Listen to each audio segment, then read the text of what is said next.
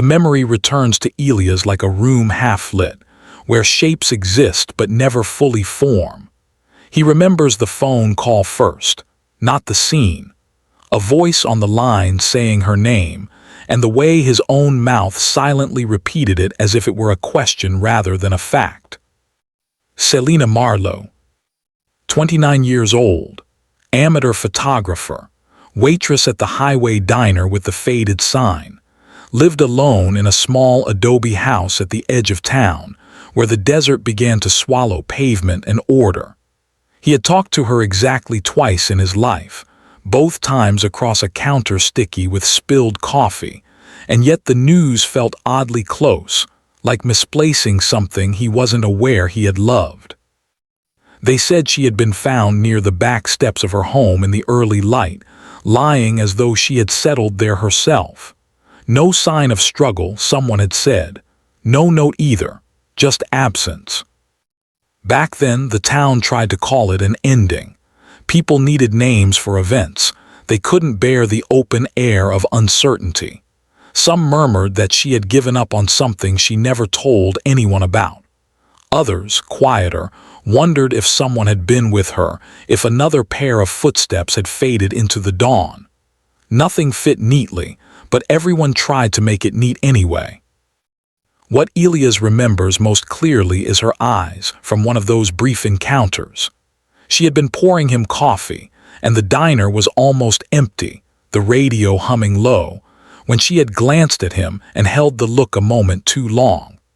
Her gaze had seemed attentive and far away at the same time, as if she were listening for something behind his words, behind everyone's words. "Long day?" she had asked. "Feels that way," he had answered. She had wanted to say something after that. He could see the words forming and dissolving. But instead she had just nodded and turned the pot in a slow circle, watching the dark surface swirl. He remembered thinking that she carried quiet the way some people carried jewelry, deliberately, as a choice. When she was gone, the file landed briefly on his desk, then moved on. It was 1995, the air full of talks about budget cuts and priorities. They called it a tragedy once in the report, then shifted to neutral phrases. The language tried to tuck the event away, apparent, possible, inconclusive. The words did not accuse anyone, they did not protect her either. They floated between explanations like dust in sunlight. He visited the house only once after the case cooled. The desert evening wrapped the place in a muted glow, and the back steps where she had been found looked painfully ordinary, as though they had never held anything but groceries and tired feet. A wind chime made of spoons touched lightly in the breeze, giving off soft, uncertain tones. Her neighbor, an older woman named Jo, had stood near the fence with her arms folded, not quite looking at him. "It's better not to pick at it," she had said. "Some things don't want to be solved." He had almost asked, did she say anything to you, about being afraid, about anyone, about herself? The questions pressed against his throat, but he only managed, "You knew her well." Jo hesitated, eyes shifting toward the horizon. Enough to worry, not enough to help. There was a pause so long it became its own kind of confession. "She kept a lot inside," Jo added softly. "People like that, you never know which part of their life you're meeting." Elias had nodded, pretending that was a satisfactory answer. In truth, it left him with a heavier silence than before. It suggested there were rooms in Selena's life no one had entered, that whatever happened on those back steps might have begun somewhere deep inside her, or from someone standing right beside her in a moment that refused to speak. In the official record, the ending of her story occupied barely a page. Cause, undetermined, circumstances, unclear, no confirmed sign that she had chosen her own exit, no firm evidence that another hand had guided it. The ambiguity hung over the town for a while like heat haze, then thinned. People moved on. The file settled into the cabinet with others, its label just another line in a crowded drawer. Yet for Elias, The memory never left its half-lit room. Some nights he found himself thinking about that look she gave him in the diner, the subtle hesitation, the almost spoken words. He wondered whether the truth of her last moments lived there, in that unspoken fraction of a second, or in some quiet between her and someone she trusted, or feared, or needed. He could not say whether his unease came from a sense of injustice, or from something more personal, a suspicion that there were limits to how much anyone could ever truly know another human being. Her loss felt both distant and piercing, like a song heard once and never forgotten, the melody forever incomplete. By the time the town stopped mentioning her name, Elias had already tucked it away somewhere he didn't easily access. Not forgotten, exactly, but placed on a shelf with other questions that life did not seem in a hurry to answer. Selena Marlowe. A mysterious ending on the back steps of a small house in Arizona, 1995. No one could say for certain whether she had stepped into the quiet by herself or whether someone had walked her there and left the silence behind. All that remained was a feeling that something important had occurred just outside the reach of language, and that he, despite every tool and training he possessed, had failed to hear it in time. 2. A forgotten witness or document reopens the cold investigation. It begins again with paper. Not a confession, not a dramatic statement, just a folder misfiled in the wrong box, discovered during a routine archive review almost 30 years later. Elias is older now. The streaks of gray have settled into his hair, and the lines around his eyes have learned the shape of disappointment and quiet acceptance. He is close to retirement, though he seldom speaks of it. When the intern brings him the folder with a confused shrug, "This doesn't match the index, sir. I think it's misplaced." He takes it with the mild curiosity of someone who's seen administrative errors turn into nothing. The name on the tab reaches him first. Marlowe, Selena, 1995. The old unease surfaces before he opens it. That small house, those back steps, the uncommitted language. For a moment, he feels as though the past has slipped a hand through the door he thought he had closed. Inside the folder is something he doesn't remember. A handwritten statement clipped to the back of the original report. The paper is yellowed at the edges, ink soft with age. At the top, in shaky script, is a name he recognizes only faintly. David Rios. A mechanic who used to work near the diner. Elias recalls a quiet man, habitually polite, with eyes that avoided prolonged contact. Back then, David had been listed as a routine contact, someone who saw Selena occasionally at the counter.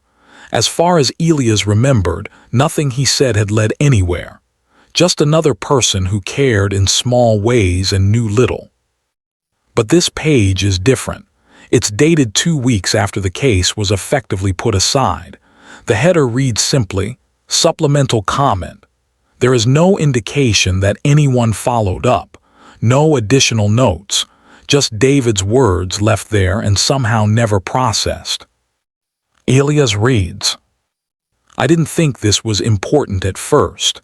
I told myself I might have imagined it, but it's been bothering me that I didn't say it before. The night before what happened, I was locking up the shop when I saw her outside the diner with someone. I couldn't see clearly from where I was, only shapes and movement. They weren't arguing exactly. It was more intense talking. She kept looking at the ground like she was deciding something. The person with her stood very still, like they were waiting for an answer. I heard her say, 'I can't keep doing this.' I couldn't hear the answer, just a pause. Then she said, 'If it comes out, it won't just be about me.'" The statement goes on, but Elias stops there, staring at the line as if it carries a sound that the paper itself has absorbed. If it comes out, it won't just be about me. The past shifts slightly, like a picture you thought you understood being turned at a new angle. He feels again the frustration of uncertainty, but this time it carries a different weight. Someone had been with her, close enough to share a secret that frightened her, or at least deeply troubled her. Someone who had remained unnamed, unnoticed. Why had this not been pursued? Had he missed it? Had the system misplaced it before it reached him?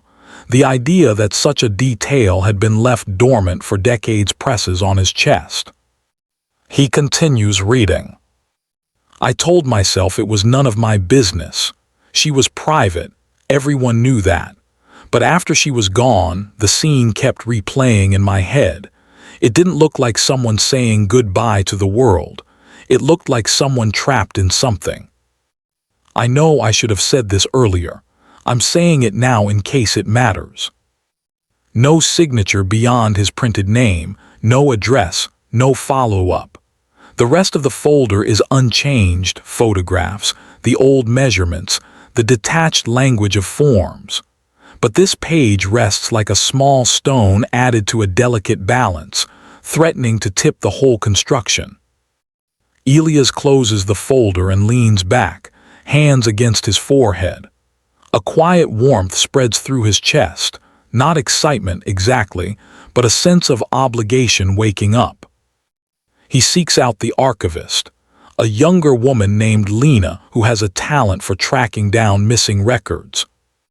This statement, he says, placing the page gently on her desk. Does the system show any action tied to it? Lena scrolls through the digital log. The glow of the screen reflects in her glasses, hiding her eyes for a moment. Nothing, she says finally. It was scanned, but no task was linked. No investigative follow-up. It's like someone meant to, then moved to something else. He exhales slowly. The silence between meant to and moved to something else holds more accusation than any formal complaint. Can you find out what happened to him? Elias asks. David Rios, where he went after this. She nods. I'll look. There's a pause, a slight tilt of her head. Old case. Older than I want to admit, he replies with a faint, humorless smile. Someone we didn't listen to in time. He doesn't say the rest. That maybe they hadn't listened to her either. That maybe the town had heard what it wanted and let the rest fall into silence. Later that afternoon, Lena comes to his office door hesitant. I found him, she says. Well, I found where he used to be. There's a forwarding address from years ago, out of state. But before he left, he lived just 3 blocks from Selena's place. Did anyone record that connection back then? Elias asks. She shakes her head. Not that I can see. He thanks her and looks again at the statement. The words feel fragile, like something rescued from fire. He imagines David sitting at a small table, writing in careful, uneasy script, unsure if he was doing the right thing. It takes a certain kind of courage to bring forward a half-seen memory. It takes another kind to admit you are late in doing so. If the page had reached him in 1995, would it have changed anything? He doesn't know, and the not knowing hums softly beneath his thoughts. What he does know is that the moment he acknowledges the possibility of oversight, the case stops belonging solely to the past. He requests permission to reopen it. The formal process is perfunctory. Someone signs off. Someone raises an eyebrow about the time elapsed. Someone else shrugs and calls it closure for the record. But Elias isn't thinking about the record. He is thinking about a woman who said, if it comes out, it won't just be about me, and the fact that her words were allowed to fade for decades. In the quiet of his own mind, he frames the decision not as a professional duty, but as a personal reckoning. To revisit Selena's file now is not just to look for explanations. It is to examine his own part in what remained unexplored. To ask whether his willingness to accept uncertainty in the past had been a form of surrender disguised as realism. The case is officially reopened with a brief internal memo. No fanfare, no headlines. In the outer world, nothing seems different. But in Elias' office, on a desk that has seen countless forms, the folder sits centered and open, a small, persistent reminder that the past can rise with the lightest touch of a misplaced page. The town has grown since 1995. New shops, new faces, a wider highway. Many who remember Selena have moved away, some have passed on. Yet the air around her story feels unchanged, as if time has made space for questions rather than answers. As he gathers his notes, Elias realizes that this is not simply about determining whether her final moment was led from within or influenced by another presence. It is about understanding the lives that intersected with hers, the unspoken arrangements, the quiet dependencies, the delicate balance of affection and expectation. If something does come out now, he thinks, it will still not be just about her. It will be about everyone who loved her, or needed her, or turned away at the wrong time, including perhaps himself. 3. Investigator focuses on human psychology, more than physical clues. The next morning, Elias drives past the old diner before heading to the office. The sign is different now, bright, modern lettering, instead of the sun-bleached one he remembers. But the shape of the building is the same. He parks across the road and sits for a while, watching strangers move through a place that once held Selena's routines. He is not thinking about footprints or fiber traces. Those would have washed away with the seasons long ago. Instead, he tries to picture the emotional landscape of her last days. The patterns of her worry, the people whose presence made her shoulders tighten or relax, the private thoughts that might have pressed against her patience. Back at his desk, he lays out what little they have. The old photographs, the neighbor's brief comments, the forgotten statement from David. Instead of arranging them as items, he begins to think of them as fragments of feeling. He jots down questions in his notebook, not about objects but about interior worlds. Who did she feel responsible for? What did she fear would come out? Where did she feel most herself? The house, the diner, somewhere else? Who could stand very close to her without needing permission? These are not questions that forensic kits can answer. They require stories, hesitations, memories that might be unreliable but honest in their uncertainty. He starts with Jo, the neighbor. Her number still exists in the digital record, though the system warns that the entry is decades old. When he calls, a younger voice answers, then passes the phone to an older woman whose breath carries a faint rasp. "Jo," he says after introducing himself, "I don't know if you remember me. I spoke with you years ago, about your neighbor." A pause, then softly, "I remember. Some things don't fade just because time continues." "I'm looking at the case again," he says. "This time I'm less interested in details we can measure and more in how she was with people, with you, how she seemed." "I told you back then," Jo replies. "She kept a lot inside." "I remember," he says. "Maybe now we can take our time with what that meant." Another silence, but this one feels thoughtful rather than closed. "She was kind," Jo begins. "That's what people said, and it was true, but it doesn't say much, does it? Lots of people are kind. With her, I always felt like she carried an invisible balance. She'd do favors for others, stay late at work, help with small things. But there was a tension in her smile, like she was always calculating what she owed or what she had to keep quiet." "Did she ever talk about that?" "Not directly. She didn't complain. But sometimes when she thought no one was looking, she'd stand on her back steps and stare at the road.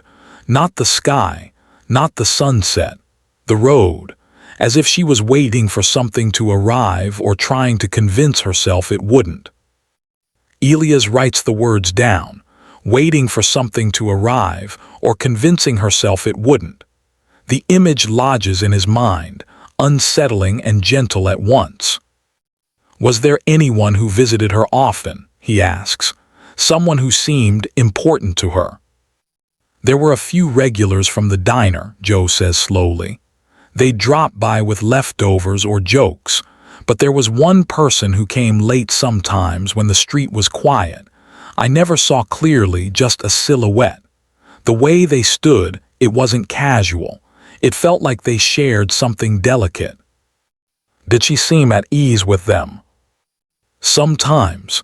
Other times she'd look up at my window afterward as if checking whether I'd seen. I would pretend I hadn't.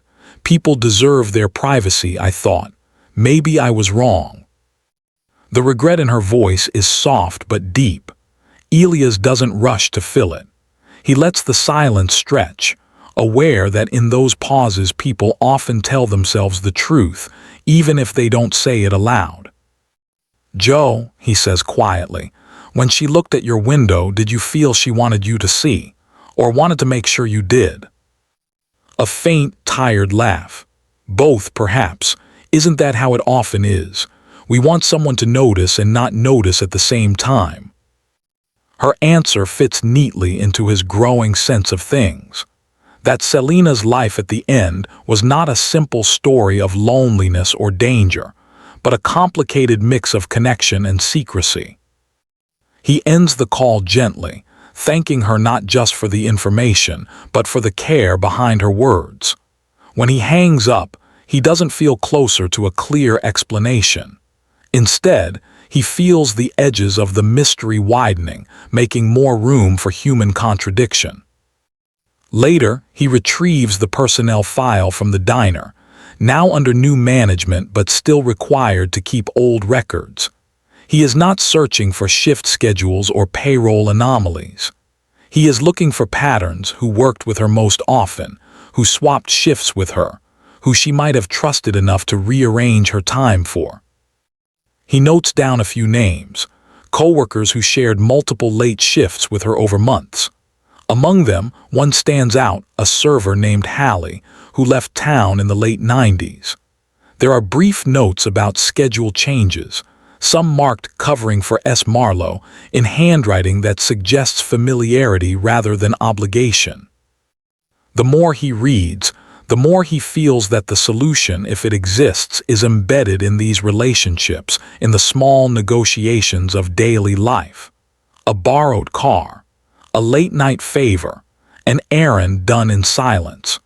Perhaps the truth isn't hidden in what was done to Selena, but in what she felt compelled to do for others. That evening, Elias meets with Lena again. She has compiled a list of people connected to Selena, colleagues, neighbors, acquaintances from the shop where David worked. "We can try to track them down," she says. "Ask what they remember." "We will," he replies, "but I want us to listen differently this time. Not just for facts, but for the way they speak about her, how they place themselves in the story." She gives him a curious look. You think someone's feelings might reveal more than their answers. "Often they do," Elias says. "People sometimes hide what they did without meaning to. The truth leaks out in how they carry their part of the past, too lightly, too heavily." She nods, slowly understanding. "So we're not just asking, where were you? We're asking, who were you to her?" "Yes," he says, "and maybe, who did you need her to be?" As they prepare their list of interviews, he feels the familiar pull of procedure, the checkboxes, the templates, the urge to categorize. But he pushes back against it. This time, he wants the investigation to resemble a conversation rather than an interrogation, to allow room for doubt rather than forcing people into certainty they do not truly feel. When he finally leaves for the night, the sky over the town is dark but warm, a gentle hum in the air. He passes the road that leads to Selena's old house and finds himself slowing, then stopping altogether. The house is occupied now by someone else, its windows lit, the sound of a television faint through the walls. Life has moved on inside the space where her story ended. He sits in his car, hands resting on the steering wheel, and imagines her standing on those back steps, looking at the road, weighing something only she understood. Was she thinking of the person who stood with her by the diner, of someone she hoped would come and did not, of a secret that, if spoken, might change more lives than her own? He realizes that whatever conclusion they eventually reach, it will never fully contain her. Human beings are larger than the explanations that follow them. Still, he feels compelled to try not to dominate the mystery, but to stand nearer to it with honesty. In that moment, the investigation feels less like reopening a file and more like entering a long-neglected room in his own conscience. It is not just about whether her final step was taken alone. It is about the quiet ways people depend on one another, the promises made without words, and the thin line between protecting someone and hiding them. He starts the engine again, the headlights cutting a narrow path through the dark. Ahead lie conversations layered with pauses, memories shaped by guilt, and accounts in which love and self-interest may be indistinguishable. Physical traces have vanished. What remains are the emotional impressions etched into those who crossed her path. If there is any truth left to find, Elias suspects it will live there, in the fragile, shifting territory of the heart, where no answer is ever entirely clean. The first conversations are soft, almost hesitant, as if the people Elias approaches are walking barefoot across memories they'd rather not disturb. None of them deny knowing Selena, none try to avoid the past. Yet each person wears a subtle shift in expression when her name is spoken, a faint tightening around the eyes, a pause before the first sentence forms, the kind of pause that suggests careful selection rather than spontaneous recall. Hallie, her former coworker, meets Elias at a cafe on the newer side of town. The windows are wide, the air scented with warm cinnamon, yet the moment Hallie sits down across from him, she seems to shrink slightly, drawing her arms close as though protecting an invisible worry. She was a gentle person, Hallie begins, but her tone is too quick, too polished. Always helpful, always steady. Elias nods, letting the space between them widen just enough for truth to settle. "And between you two?" he asks softly.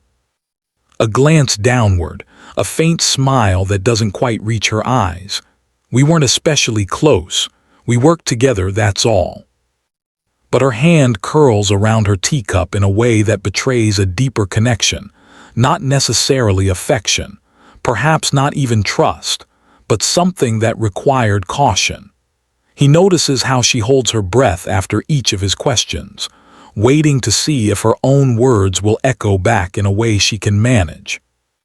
When he asks whether Selena ever mentioned someone who made her uneasy, Hallie's answer comes too quickly.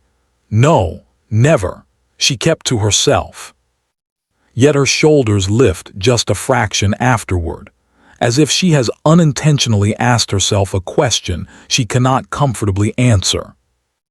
Later, he speaks with a former regular at the diner, a musician named Callan who once performed there on weekends. Callan speaks of Selena with a soft reverence, the kind reserved for someone whose aura remains vivid long after they've stepped out of a room. "She listened," Callan says, "not just to words, to the sighs between sentences." "And what did she hear in you?" Elias asks. Callan hesitates, his gaze drifting toward the window. "More than I intended to share." Callan does not elaborate, yet the silence that follows carries the shape of a confession, the outline of an attachment that had no name.